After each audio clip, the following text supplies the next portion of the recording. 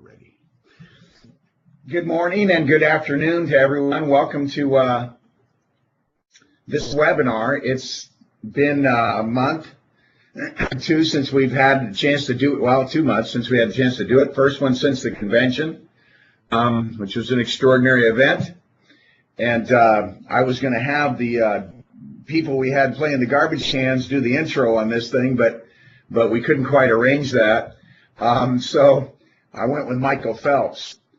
It's interesting, the title of this called Great Expectations, and I don't know how many of you caught the interview with Bob Costas and Michael Phelps regarding his kind of life in swimming and career and his reflections on the current Olympics and his performance in it. And obviously, we're looking at a picture of the guy who's, I always hesitate, how do you say somebody's the greatest Olympian? But by measuring of sheer medal count and accomplishment, I mean, this guy's had 18 gold medals spread out over 3 Olympics, a couple of silvers, a couple of bronze. Pretty amazing thing that he has done. This is a picture from when he was wearing his 8 after the last Olympics, which no one's ever accomplished, to do 8 and 1. And I'm not here to promote Michael Phelps, but I am here to talk about expectations. Now, here's a man who had tremendous expectations put on him ever since. I mean, he swam in his first Olympics when he was 15 years old. And we had another swimmer, a female swimmer, who got a gold medal, who was 15 also. Pretty amazing, that accomplishment, if you think about how much more development somebody has to do at 15 years old to fully grow into their athletic capability. But when that happens, there are great expectations put upon somebody. Now, not everybody rises up to those expectations, but the great ones do. The people who really, really, really want to be somebody and are willing to pay the price, expectations are critically important to their success. If there weren't those kinds of expectations, there wouldn't be that kind of accomplishment. And so I want you to keep in mind as we discuss some things, because some of the things we're going to talk about may not seem like it directly relates to expectations, but they most certainly do. Because we're going to spend a few minutes when we go to the next slide talking about attitudes and the right approach. I want you to look at this in 2 ways. It's pretty typical that I ask this of you. One, I want you to think about the expectations you have of yourselves. One of the challenges we have is we think too small, and that's to be expected. The overwhelming majority of us start in this business part-time without much business accomplishment in our lives.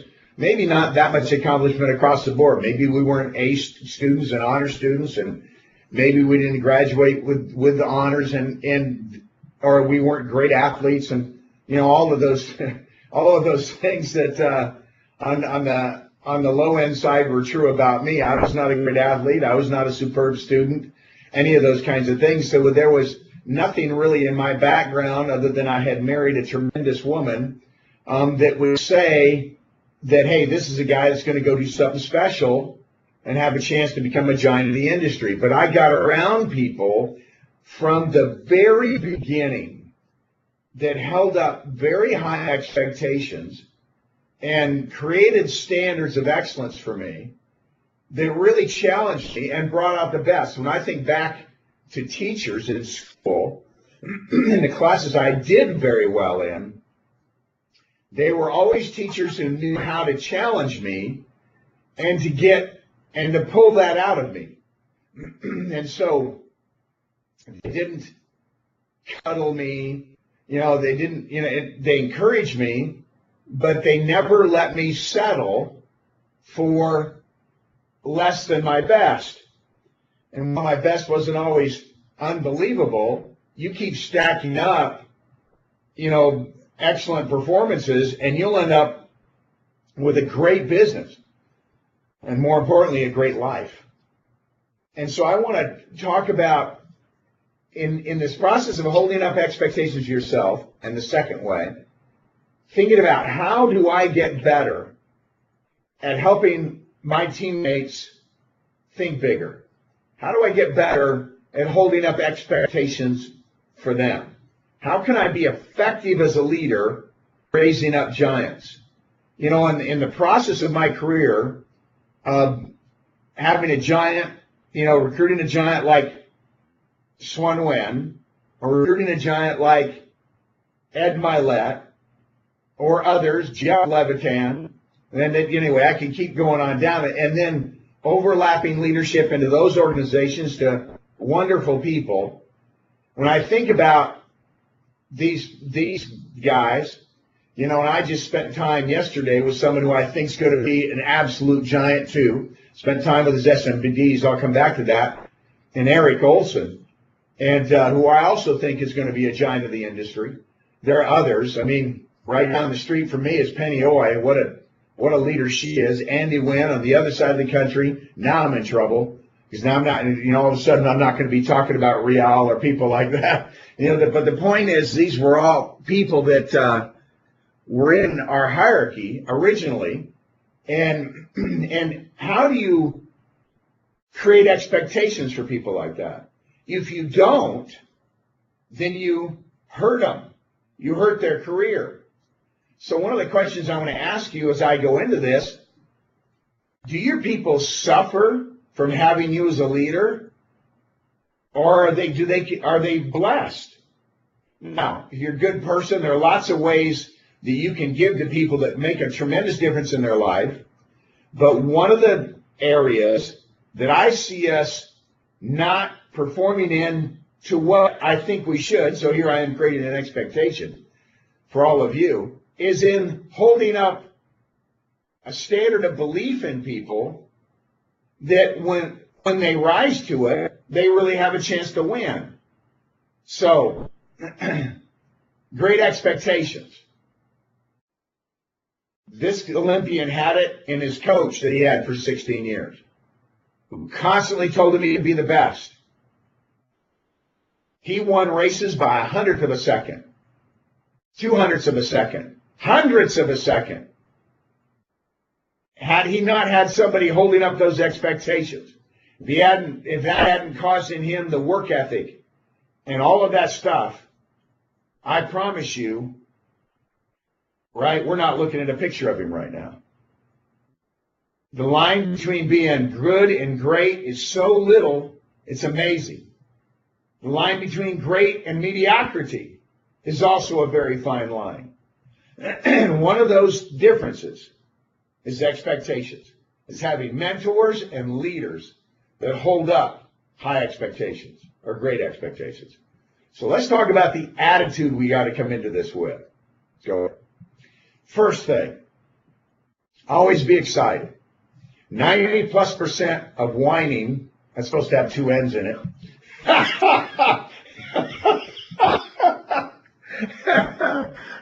Some typos are better than others, aren't they? Sorry, I'm having a good time. I'm glad that was spelled wrong. I'm getting more of a kick out of it than it would if it's spelled right. Okay, pronounce that winning, because that's the point I'm trying to make. 90+% of winning is always being excited, especially when you don't feel like it. That's not the first time you heard that.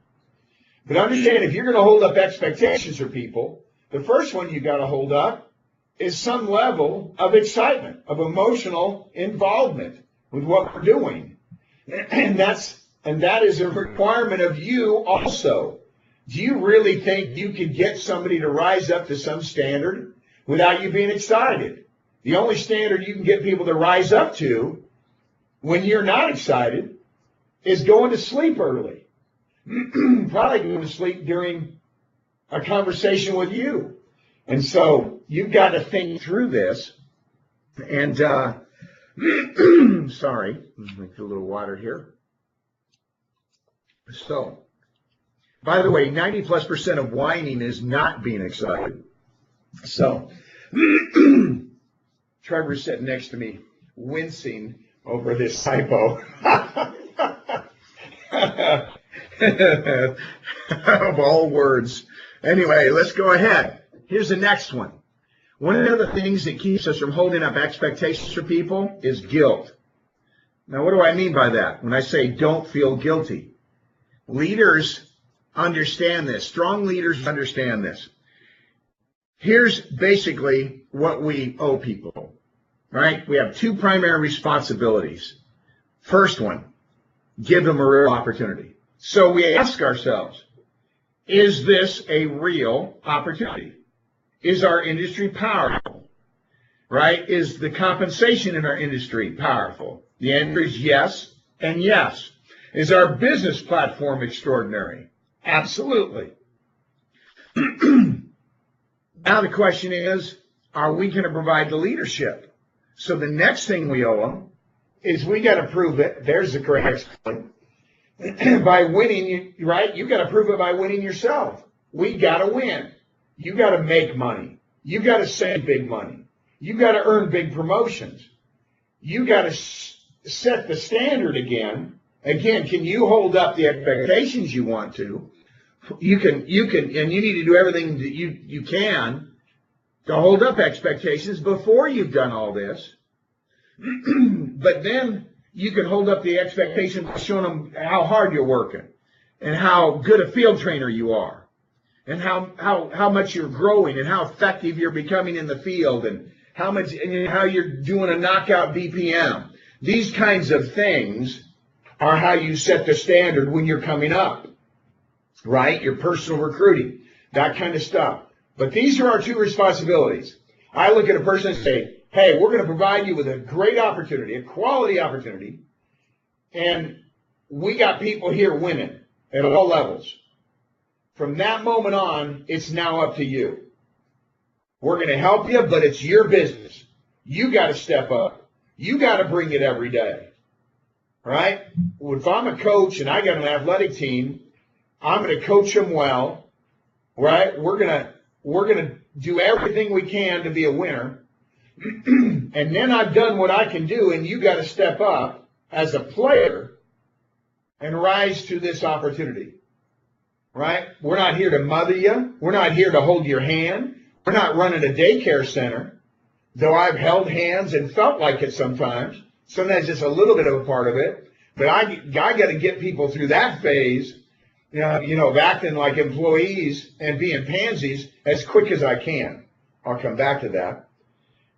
But so first thing, always be excited. Second thing, don't feel guilty. Because when you feel guilty, you start going, well, maybe if you just do a little bit, maybe, anyway, you gotta let go of that. So let's continue with the right attitude. One of the things you've got to be willing to do to set a standard is this is the business of start and restart. We get things going. See, even if you're rolling, you have a big base shop, you're going to send a wave of promotions out of there. Now you're going to start raising SMDs, and that's a process of years and their development. But meanwhile, you got to be replenishing your base shop. I was having a conversation with a great guy out of Utah named Matt Heward and his wife Rochelle, and we were talking about that. He's about to promote a number of really good SMDs from his organization. And I said, well, what level of personal recruiting activity you at? And we had a good discussion about that because he realized that there was going to be a big drop off in his base shop if he didn't have a personal recruiting surge right then and fill the pipeline. And we discussed that and discussed some objectives, and I challenged him and he took the challenge. But the issue is you've got to be willing to start over and over again to keep setting the right standard. You've got to hold that expectation for people. You just can't do this once, right? You've got to keep doing it. You've got to keep showing up. It's kind of like you can't have a good batting practice and figure that's it. You can't, if you're a golfer, you can't go to the driving range every day for a week and think, okay, I'm okay for a few months. You got to keep showing up doing those things to keep your game sharp, right? And to keep your business moving. And the enemies of this attitude, of this willingness to start over, is you expect things to be easy. Don't expect them to be easy. They're not going to be easy. Your ability to do it will improve as you keep working at it. right? But it's never going to be easy. It'll get easier. But if you understand that, then you aren't looking for it to be easy. And when it's not easy, it doesn't bother you. You're mentally tough, right? And with this thought, winners never quit.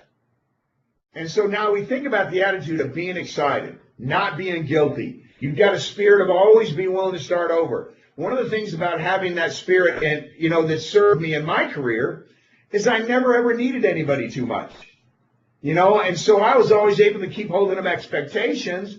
And they didn't rise to it. I didn't get worked up. I didn't put them down. I just kept holding up. I just held up the expectations the next month and the next month and the next month. Right? That's part of my responsibility as a leader. That's part of what I've got to do to raise studs and studettes in the business, and people can play. The last piece of the right attitude I want to talk about is something that was taught to me by a mentor, and that's all you can do is all you can do. The rest of it, by the way, is all you can do is enough. Right? In other words, you invest in your people emotionally. Right? You invest in them, financially with office and all that stuff. And so you invest in your people. You give to them. You are holding up standards. You are challenging them if you're doing it right. You're building a relationship. There's lots of instruction. And once you're doing that, and we provided opportunity and an example, all you can do is all you can do. Don't worry about the things you can't control. You didn't raise them. You weren't their parents. You can't move in with them. You certainly don't want them to move in with you, right? So you can't worry about that stuff. Now, you can keep yourself from getting too worked up by constantly adding people to it. I'm pointing at the screen like you can see me right now. And you're willing to start over, constantly be bringing in new people, right? Don't worry about things you can't control. You got to believe every play you call will score a touchdown. When we're talking to people, whether it's a base shop contest or whatever you're doing, and whatever you're coaching people to do, you just keep coaching them, right?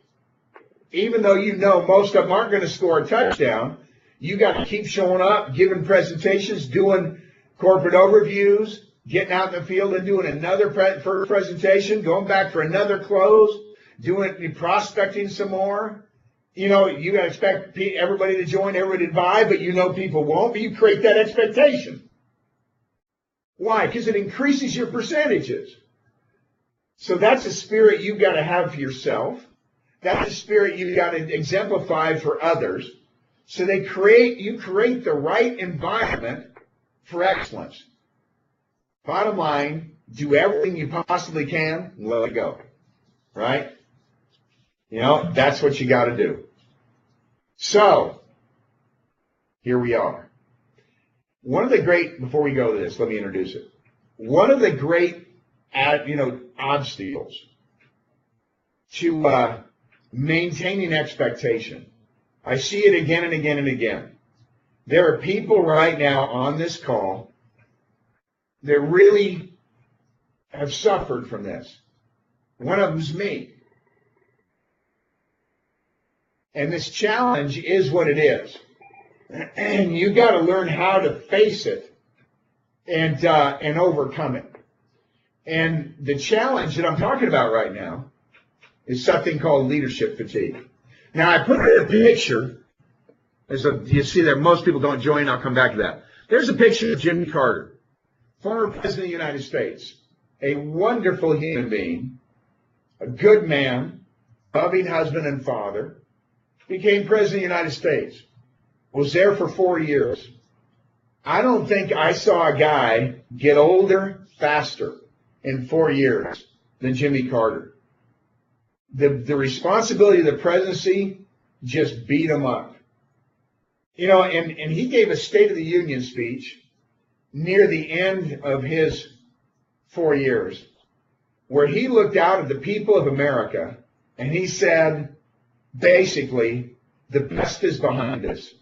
We probably shouldn't expect to have the kind of lives going forward that this country and its people have had in the past. And I was a kid. I was a young person when I heard that. And I got depressed. I was one of the happiest people you'd ever meet. So I'm like, oh, crap, wow. You know, talk about the anti-selling the dream philosophy to a young person. I'm like, oh my gosh, you know, and he ended up running against a guy named Ronald Reagan, who said, this guy is nuts, right? The best is ahead of us. We have more greatness in us today than ever. And I tell you what, if you believe one or the other, it's true. Well, I tell you which one the people in this country decided sounded like more fun. And Carter became a one-term president and lost in a landslide. I mean, the economy was tanking, everything. I mean, it's just part of it meant bad luck, bad timing, whatever. But man, he suffered from leadership fatigue. He wasn't showing us the way. He wasn't selling a dream. Had nothing to do with him being a good person or not, because he was an extraordinarily good person and continued to serve people all over the world ever since he stepped down. But the reality is for us, most people don't join, right? Of those who do, most people don't make it long term. That doesn't mean we don't have a great business, you guys. You know, because lots of people don't join, buy. Lots of people don't join, refer us. Lots of people who do join, bring somebody good in before they quit. Or they learn, you know, they learn some great things, write some business, become clients of ours, and they make wonderful contributions, but they don't make it long term. The 80-20 rule applies. This principle of a lot of people, right? A few people doing a lot and a lot of people doing a little bit has always been the performance of human nature. You seldom have a team of all-stars, you know, and you're lucky if you have a couple.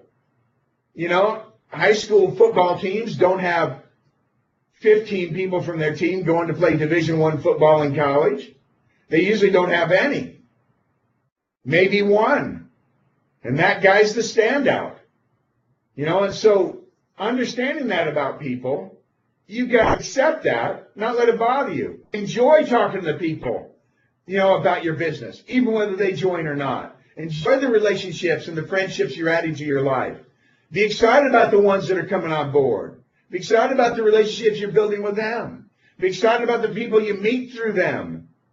Don't let it wear you down. Because, see, because of this process for a lot of people, right, you experience leadership and expectation fatigue. You know, and it's interesting, you know, because you think about it. You know, if I were drawing stick figures right now on a whiteboard, right, I'd draw some stick figures. And I'd say, this person joins you, tell them, hey, do 10, 10, 30, 15, 50, 30, however you articulate your challenge. You know, and you know, there's a common phrase in this company, 3-3-30, but whatever it is you're challenging people to do, get licensed in a span of time. You know, bring 10 people to the meeting, set 10 appointments in your first 30 days, whatever it is. And so let's say it's one of those, and you set that standard and they don't do it. And you put another guy and set that standard and they don't do it. You set that standard, another guy, and they don't do it. And now you're 8 recruits into it, 22 recruits into it, and they don't do it either. All of a sudden, what we start doing is we lower the expectation. We'll do 5. No. 3. No. 1. How about you join and someday I just see you again, right? Come to one meeting, please. You know, and it becomes such a minor effort in the terms of expectation that we actually begin contributing to our people's failure. And I just want you to think about that a second. I asked the question, do you think you're a blessing or a handicap to your people? Well, one of the things that determines the answer to this question is, are you pulling a Jimmy Carter? You know, business is tough.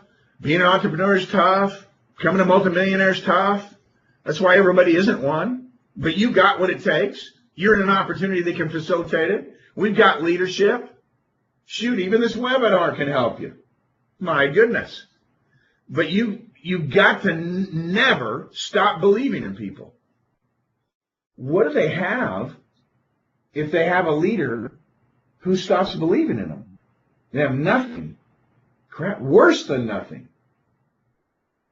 And so while people wear you down, and even as you're telling somebody you believe in them, sometimes you're going, what am I saying here?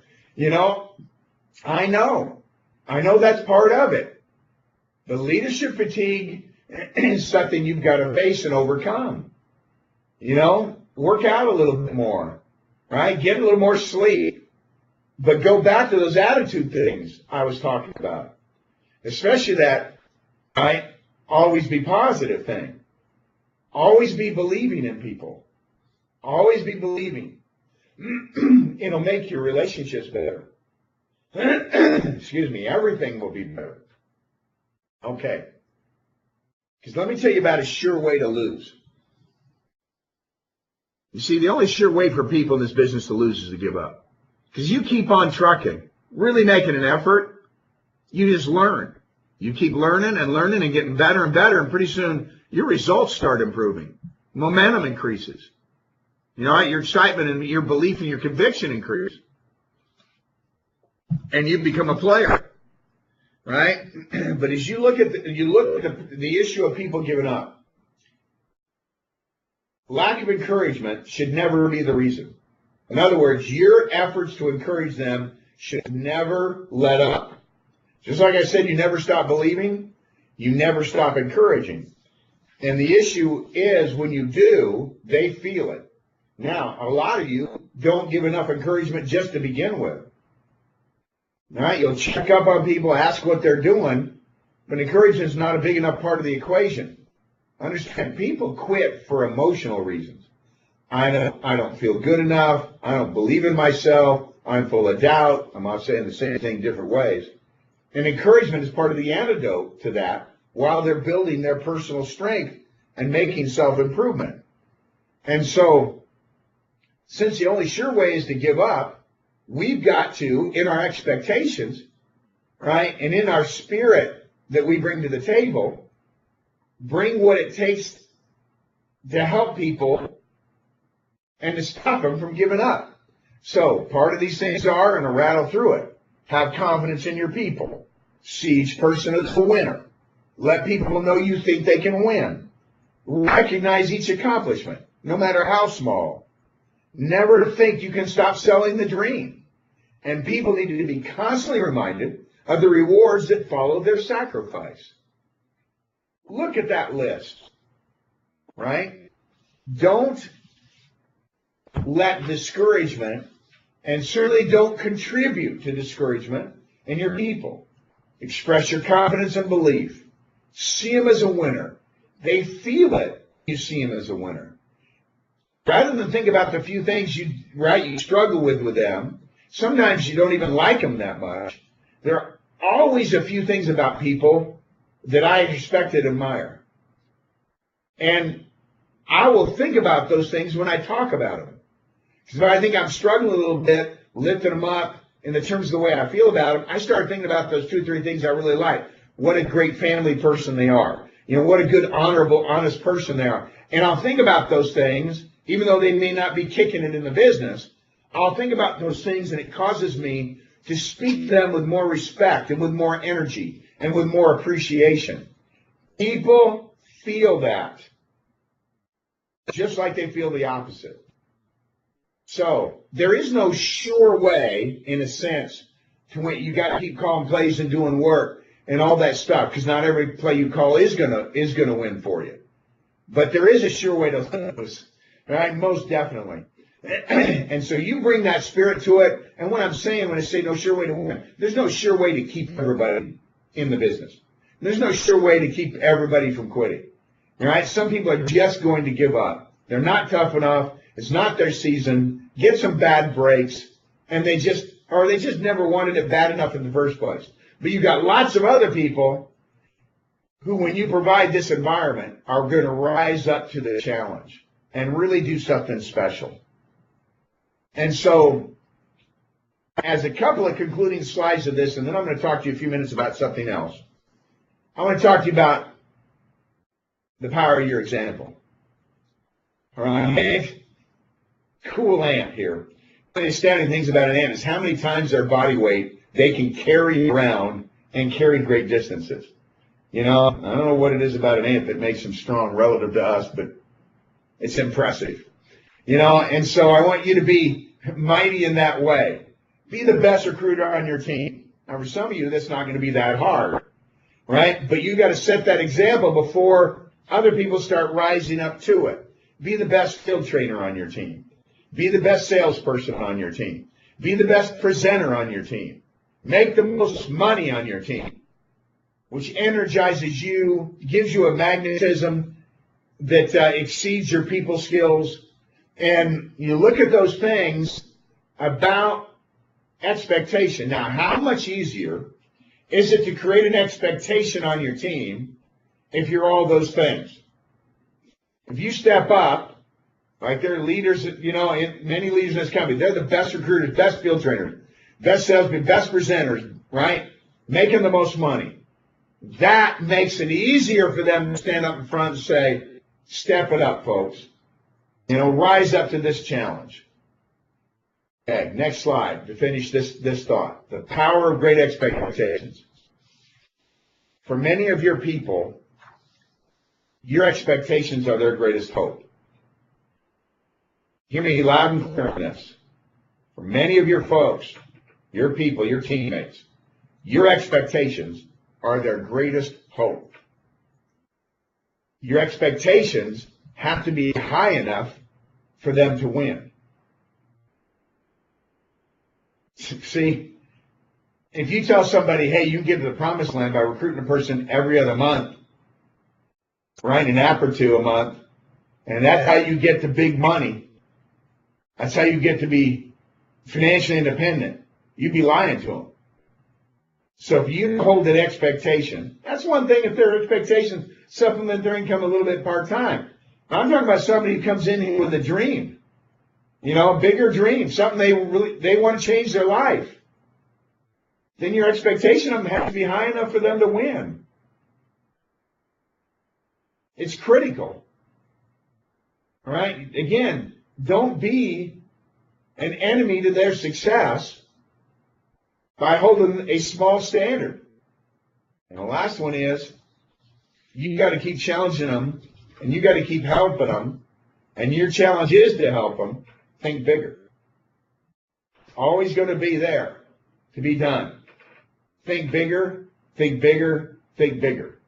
Part of my responsibility at the company level and part of their responsibility with me, the board, is to help us all think bigger. You know, we've done some pretty special things, but there's so much more for us to do. And we've got to think that way. All right. Now I'm going to shift gears, and I'm going to ask you a question. I hope you got something out of expectations. I hope you're going to hold higher expectations. If you're in office with, you know, co-oping with several leaders, get with the whole leadership team, and all of you think about what are we going to do to raise our standard and the quality of people we bring to the table, right? And what we expect from them. Do it in an encouraging way, in an EPR way, right? Not in a demanding, here's your quota, you're a loser if you don't do it. Help people grow. Believe in them. But, man, you've got to hold up a standard that'll let them win. All right. Before I re-give the entire webinar to this point, I'm going to move on. So here's my question of you. Why do we recruit? Now, the first and most obvious answer to that, but I really want you to think about this. Why do we recruit? I also want you to think, when was the last time I asked my team this? Do they have all these answers right at the tip of their tongue? Are they thinking about this business the right way? No matter what your dream is in the business, in our industry, right, in our model, your career is enhanced by recruiting people. Whether your expectation is a little bit lower, a little bit smaller, or you want to build a giant super team, the bottom line is recruiting quality people to your cause, to your business, is a positive. It's a blessing. And so we put Starbucks on here for a reason. You know, it's interesting. We were out looking at houses, and we were out with Trevor, my son-in-law, and my daughter. Were looking at houses for them, and we had pulled up to a house. It was in the morning, and Cindy wanted hot chocolate, and she likes the Starbucks hot chocolate. And we were a few minutes early, and so we, rather than wait, we said, well, let's just go find a Starbucks. And we just knew we would find one very close. We didn't really know the area well at all. We just went out to the thoroughfare, drove down it. There was a Safeway grocery store. They have Starbucks and Safeways, and we went and got Cindy her hot chocolate. Went back to the house. But we knew it was going to be there. Why? Because they have so dang many outlets, right? It's astounding how many Starbucks there are around, right? How busy they are. I don't even drink coffee, but I do like a hot chocolate once in a while. But just not as much as Cindy. But do you understand you're in the outlet business? You're not in the IUL or VUL or asset gathering business per se. We are. But you're in far more than that. You're in the outlet business. You know, Starbucks has announced with Peet's Coffee that they're acquiring Peet's Coffee. You know, and Peet's people are going, oh, Peet's is more gourmet, and I don't know it from a hole in the ground. But the reality is, you know, what fires me up is that the guy with the most outlets wins. The reason Starbucks can buy Peet's and all of a sudden add a bunch more outlets and add a whole new dimension to their business is because they have that. You know, we went from our business, from kind of the IUL, VUL business to more to an asset gathering in part two. And one of the reasons we could do that is we had teams with outlets. We had a bunch of people in this organization with securities licenses who were competent in that area, who went and got 65 licenses and started pulling together hundreds of millions of dollars because we had outlets. Some of the people that are on that side of it kind of forget that sometimes, but that's why we took off. That's why we moved prominent. Most of them don't, but a few do. And it's important to remember that we're in the outlet business. Whether you're thinking big or thinking small, we're in the outlet business. You know, organizations, industries that have companies that build a lot of outlets, Walmart's, right, or Coca-Cola's, or McDonald's, or a Starbucks. Now people say when they think they're going to get a cup of coffee, they say, let's go get a Starbucks. I mean, it's ridiculous the influence that it ends up having. And it's even a dumb name, but it works. You know, it makes it non-dumb because they're so dang successful. Not that Walmart was brilliant either. You know, and you look at this thing, and it's astounding the power of it. But why else do we recruit? We need to have more people. I'm not sure more people need more coffee, but I am absolutely sure that more people in our countries need more help financially.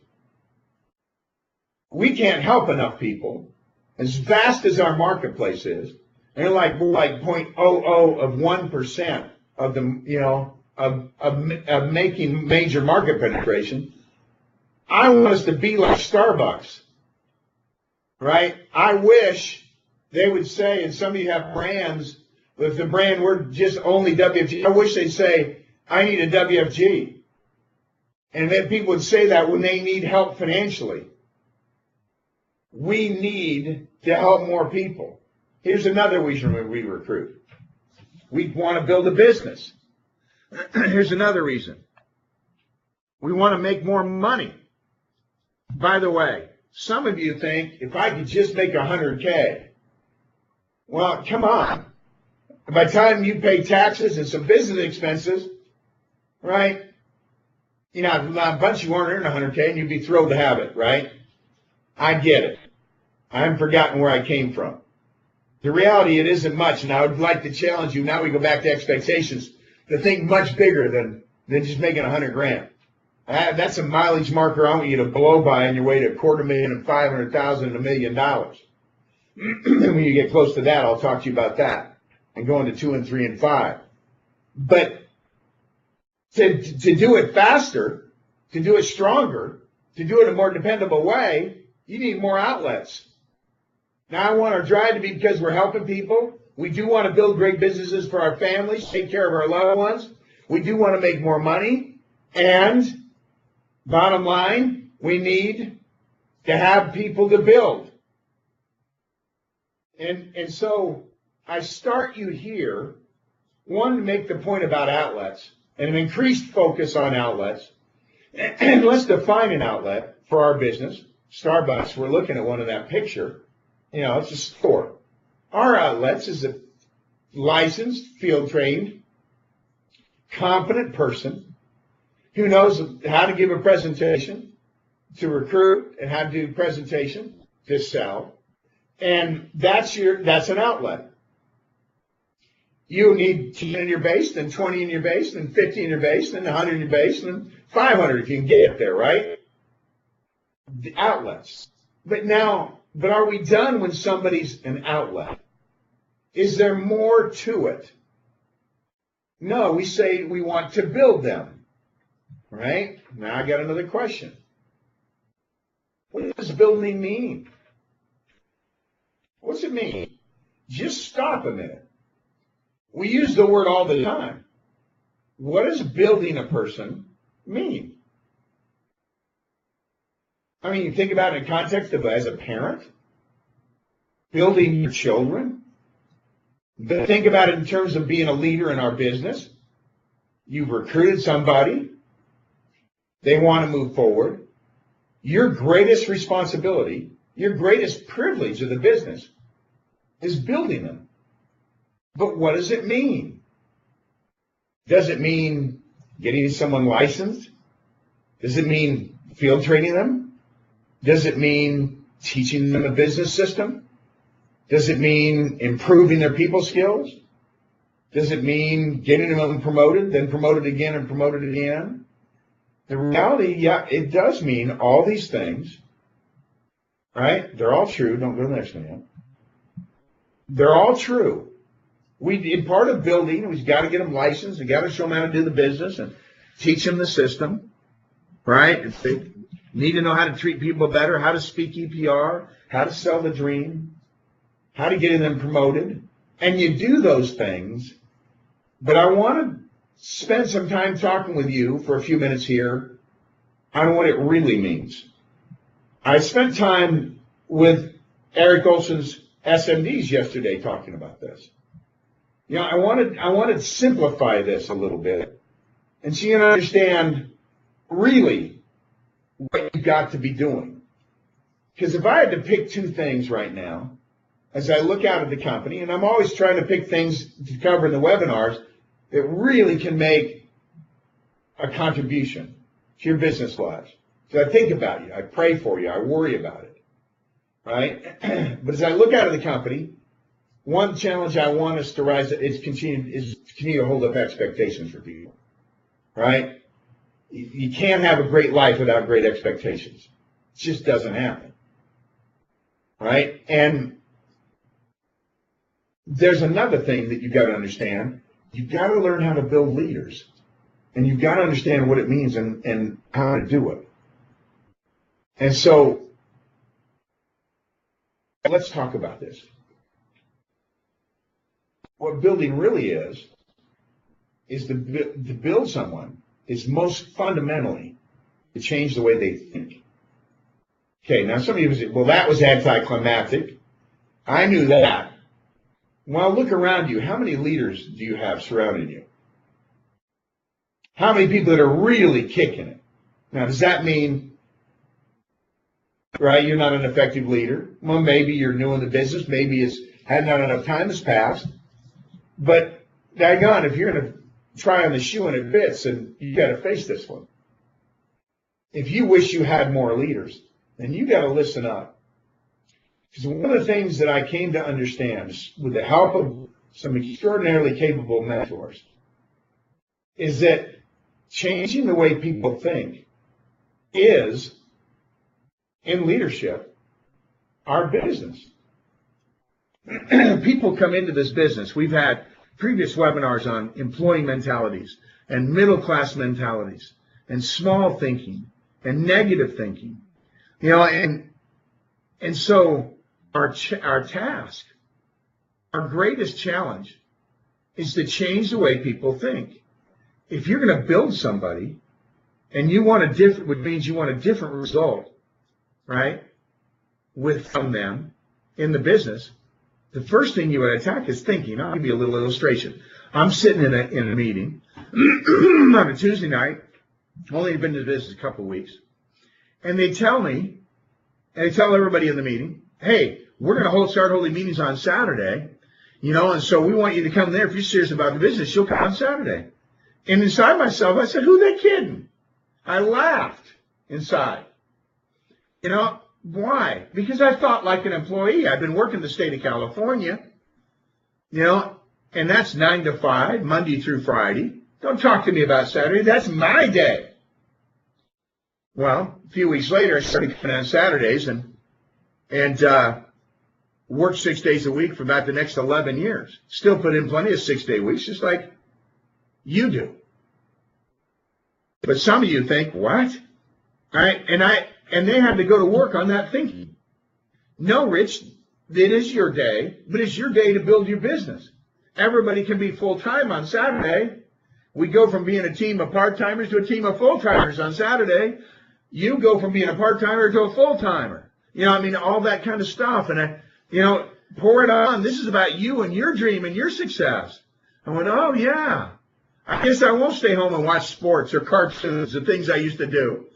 And Cindy and I started going to the meetings, started making things happen, started going out on appointments after the BPM, all that kind of thing to build our business. We were delighted to do it. The people we knew that were employees thought we were crazy. We worked so hard because their thinking is like who they are.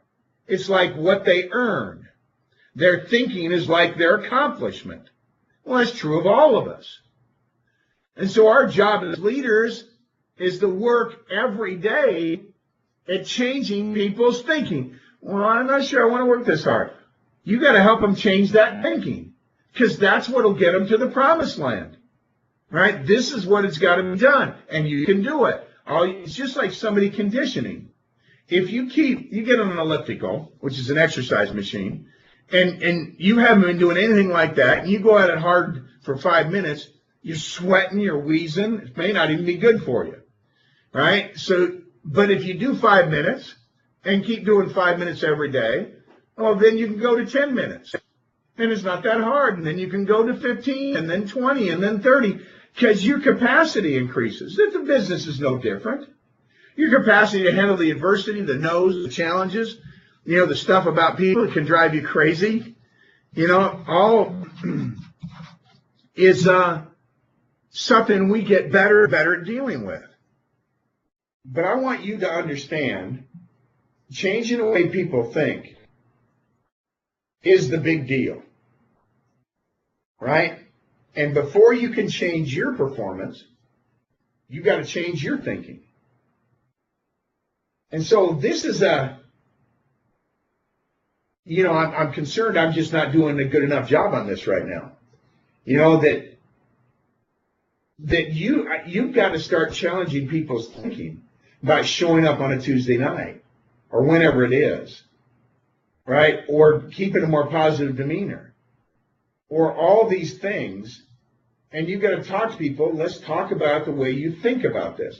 I was talking to somebody yesterday who's going to be coming on board our team, and they have a good deal of experience in the industry, years of it, and some exposure in the past to WFG. And this person started talking to me about something that they think will do it better. And what they were doing is they were making excuses for people and making excuses for the fact that it's tough in the beginning. And they were thinking, well, maybe we'll just ask them to refer a little bit and we'll give them a smaller percentage. And oh my gosh, it was the opposite of my webinar. And I lit the guy up. In a positive way. I didn't offend him. But I talked to him and he goes, oh, wow. I just hadn't really thought that through then, I guess. And see, I couldn't just listen to that. I had to attack that thinking because that thinking was going to hurt him.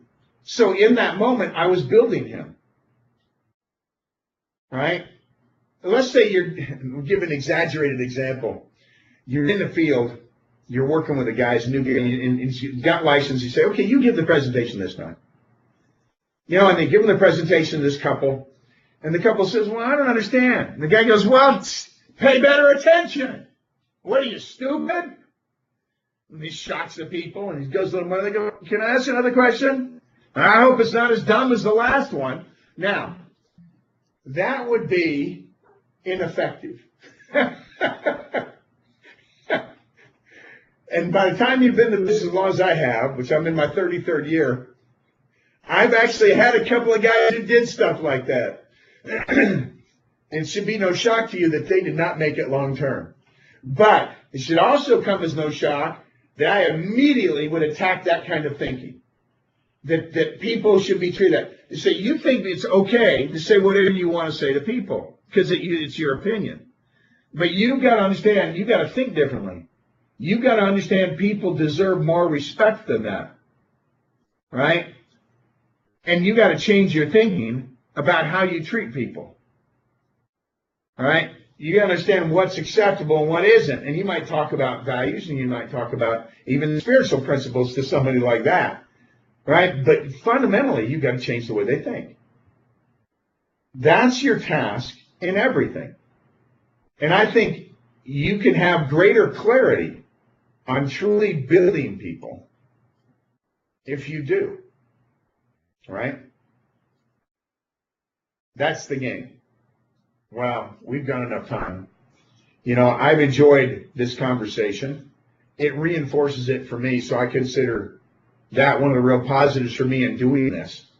Right, but I want to remind you, our next webinar is next month, September 12th, Wednesday, just like today, 9 a.m. Pacific, noon Eastern. You figure it out in between. And again, September 12th. And I want to continue to talk to you about some of these building principles, because I think we need to spend a little bit more time, spend a little more time reflecting together, reasoning together about how to really build somebody. So we're going to continue to develop on this principle of changing how people think in order to change their performance. And we're going to have some fun with it. Now, I also want to remind you, we're in the middle of a drive to help 100,000 families. Now, you're not supposed to worry about the 100,000. You're supposed to worry about your 10 or your 20 or your 30. We're excited about recognizing those who do it.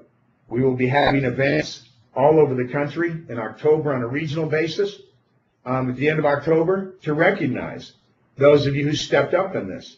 And whether we hit the 100,000, which I hope we do, not because we hit 100,000, not because of money, but because of 100,000 families whose lives we had a chance to change completely, financially. This stuff really does work.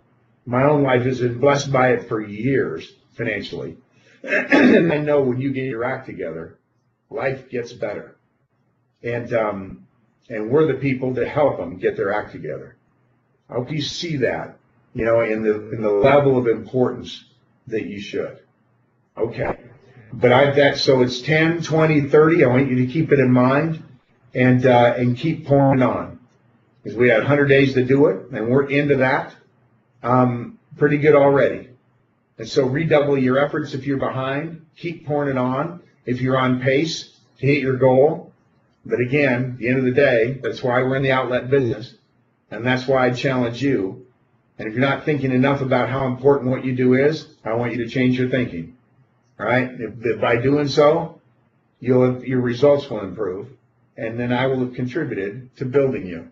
And that is one of the greatest things you can do in life, is to help build other people around you as you work diligently to build yourself. There we go. All right. Our time's not up, but we're done.